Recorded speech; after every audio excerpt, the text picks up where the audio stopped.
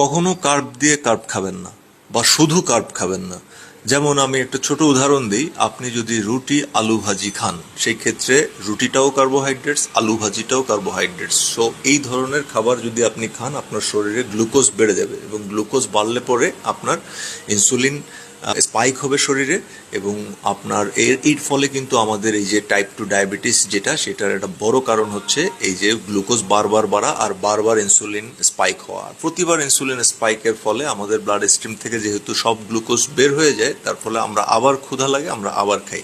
আচ্ছা, আপনি যখনই কার্ব খাবেন, কার্বের সাথে আপনি যদি প্রোটিন বা ফ্যাট খান, যেমন আপনি যদি রুটি পিনাট বাটার দিয়ে খান, তাহলে কি হচ্ছে, আপনি ফ্যাটের সাথে আপনি কার্বোহাইড্রেটস খাচ্ছেন। তখন যেটা হয় যে এই কার্বটা গ্লুকোজ হতে একটু সময় বেশি লাগে, কারণ জানবেন যে প্রোটিন সাধারণত প্রায় 4 ঘন্টার মতো সময় লাগে মেটাবলাইজ হওয়ার জন্য বা হজম হওয়ার জন্য, আর ফ্যাট লাগে অ্যারাউন্ড 7 ঘন্টা। সো যার ফলে যখন আমরা এই খাবারগুলি কার্বের সাথে একসাথে নেই, তখন আমাদের কার্বটা মানে মেটাবলাইজ হওয়া, মানে গ্লুকোজ হয়ে যাওয়ার যে প্রসেসটা, সেটা একটু স্লো ডাউন হয়। স্লো ডাউন হলে পরে আমাদের শরীরে আস্তে আস্তে গ্লুকোজটা আসে, যার ফলে ইনসুলিনটা স্পাইক করে না।